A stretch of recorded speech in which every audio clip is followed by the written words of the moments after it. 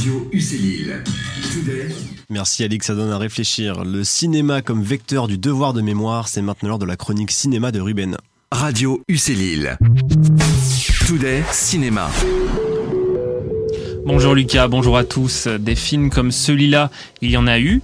Tous ont marqué le public, certains repassent à la télévision le dimanche soir. Alors on les regarde en famille ou seul, et semblant de rien, on se recueille. On se recueille, c'est-à-dire ?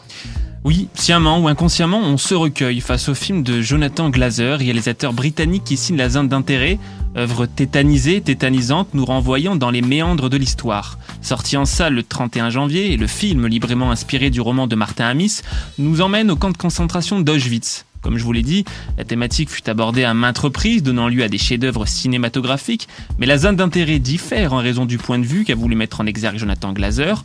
On suit la vie quotidienne de Rudolf Höss, le commandant d'Auschwitz, interprété par Christian Friedel. Cette vie, en apparence paisible, est racontée au travers de la maison familiale, où résonne la joie des enfants auprès de leur mère, incarnée par Sandra Hüller.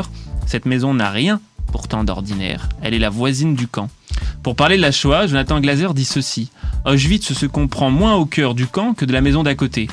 La folie occultée, les odeurs repoussées, la fumée invisible, c'est la banalité du mal raconté avec une pudeur rare. C'est de la suggestion. On entend, mais on ne voit pas. Et quand on n'entend pas, alors ne nous reste plus que l'imagination. Et c'est à ce moment que le film devient glaçant.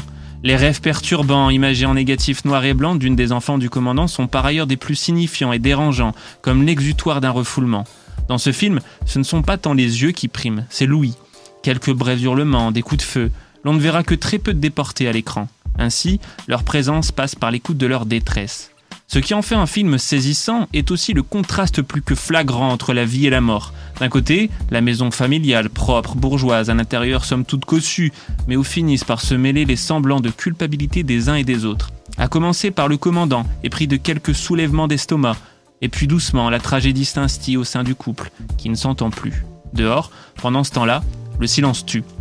L'actrice allemande Sandra Hüller, qui s'est fait connaître du grand public dans Anatomie d'une chute, insiste sur le devoir de mémoire. Les survivants des camps disparaissent peu à peu.